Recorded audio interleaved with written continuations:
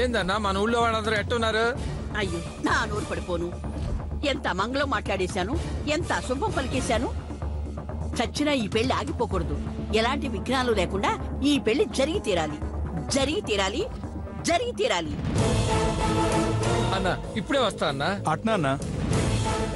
జరగాలి, జరిగే తీరాలి. అమ్మా ఏంటమ్మా మీ నోటి నుండి చల్లటి మాట విన్నాను. అబ్బే అది ఎలాంటి విఘ్నాలు లేకుండా ఈ పెళ్లి జరిగి తీరాలి అంటున్నాను. అవునన్నయ్య గారు, ఎలాగైనా ఈ పెళ్లి ఘనంగా జరిగి తీరాలి. అప్పుడే కావ్య భవిష్యత్తు బ్రహ్మాండంగా ఉంటుంది. మీలాంటి వాళ్ళ ఆశీర్వాదం ఉంది. నా బిడ్డ అదృష్టం బాగుందమ్మా. ఇంకా ఏ విఘ్నాలుంటాయమ్మా? ఏమీ ఉండదు.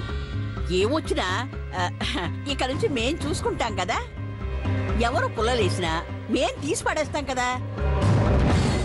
చాలా సంతోషం. అవును బావగారు ఎక్కడ చెల్లెమ్మా? ఇందాక ఎవరితోనో మాట్లాడుతూ కనిపించారు. ఇంతలోనే ఎక్కడో మాయమైపోయారు. అది నా కోసమే వెతుకుతున్నారా? అవును బావగారు, మీకు నిండు 100 ఏళ్ళ ఆయుష్. ఇప్పుడే అడుగుతున్నారు. ఇందాక ఎవరితోనో మాట్లాడుతూ కనిపించారు. అది ఆయన మా వేలు విడిచిన మేనత్త పినతండ్రి తోటి కోడలు కూతురు కొడుకులేనాయన. చాలా దగ్గర బంధువే. అవునా? ఏరమ్మా ఆయన? మళ్ళీ వస్తాళ్లే భోజనాల వేళకి. ఆయనకి మన లాయర్ బాగా తెలుసంట. ఎందుకైనా మంచిదని ఓ మాట అడిగి చూశాను, పెళ్లి కొడుకు మంచోడేనా అని. నా మీద ఇంతెత్తునెగిరాడు. ఆ అబ్బాయి అలాంటివాడు ఇలాంటివాడు అనుకుంటున్నారా? మేలిమి బంగారం, పొదిగిన వజ్రం, స్వాతి ముత్యం, మేలి ముత్యం. అంతెందుకు మగజాతిలో పుట్టిన ఆడి ముత్యం అన్నాడయ్యా. అలా అన్నాడా?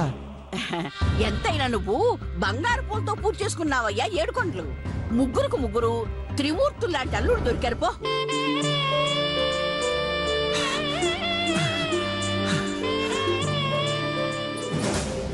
అలా ఎందుకు చెప్పారు పాపం?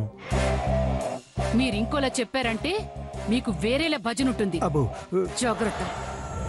పదమ్మమ్మ.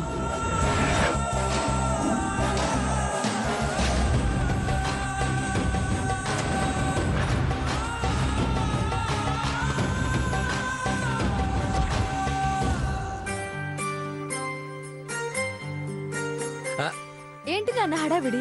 అమ్మీ నీకెంత ముందు చూపో నాకు బాగా అర్థమైందమ్మీ. ఆ ఫోన్ కాల్ వచ్చినప్పటి నుంచి నువ్వు చెప్పినా సరే ఏదో ఒక మూల ఆ మాట ముల్లులా గుచ్చుకుంటూనే ఉందమ్మీ. ఈ పూటతో అది పూర్తిగా పోయిందమ్మీ. అల్లుడు గారి గురించి బాగా తెలిసినాయన మీ అత్తమామలతో చెప్పాడంట. అబ్బాయి మొగజాతిలోనే ఆణిముత్యం అంట అమ్మీ. చాలమ్మా, నాకిది చాలు. నాకింతకంటే కావాల్సిందేముంది? నేను ముందే చెప్పాను కదా నాన్న. అవునమ్మీ, అందుకే ఈ చల్లటి మాటలు ముందుగా నీకే చెప్తున్నా. ఇక చూడు ఎంత ఉత్సాహంగా పెళ్లి పనులు చేస్తానా.